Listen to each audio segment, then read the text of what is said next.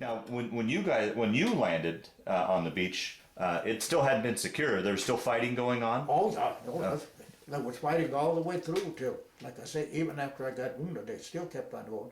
And where I got wounded, quarantine, is that the way the French called it?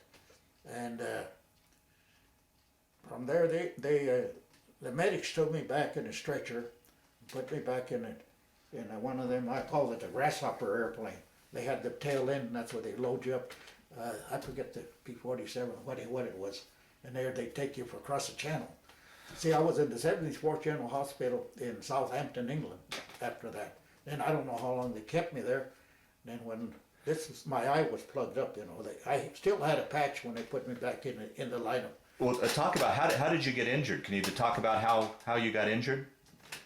Well, we were, you know, when you got in there, you had if your gun wouldn't work or something like that, your rifle, which I had a 30-30 Springfield, and then if that didn't function, that wasn't the case with me. There was me and this other guy, a sergeant by the name of Montgomery. I remember his name real well, and he was a man about your build, and he was a very bright man.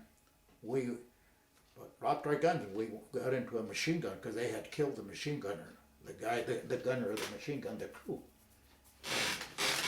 Me and this another guy, I can't Healy, I think was his name, and he was another brave, pretty a good sized man and a brave man, and so was Montgomery.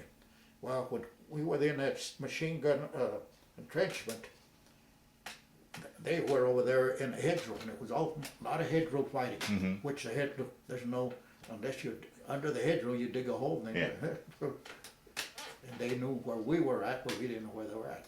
So when they landed at motor shells, that's when I got wounded. Oh, so the shrapnel? Mortars were big, a little bit bigger. They were tinier, but they were bigger, you know. Ours was, I forget what gauge they were, but they were good. If you know how to operate one, you could put it in your pocket. So you got hit by shrapnel from the explosion, and caught you in the eye? Yeah. Well, I don't know if you can see across. Oh yeah, Across here, cut this whole thing. This was hanging down. This my ear. They made those little. That's all that's left. Those little bumps. And right here, the scars there. I can feel it there.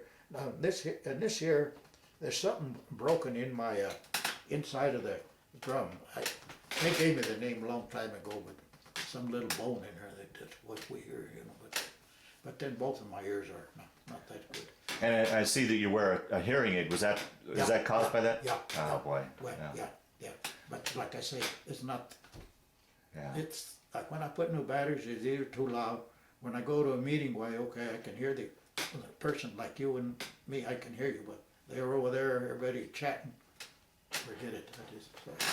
Now, were you knocked out? Did that knock you out when? Yeah, my medic said, "Hey, you stay there. Keep putting me in the stretcher." And I got up looking for my rifle. Well, you do goofy things. Yeah. And I don't care what man says he wasn't afraid. He's lying. Any man that says they weren't afraid, no matter what time, what the situation was.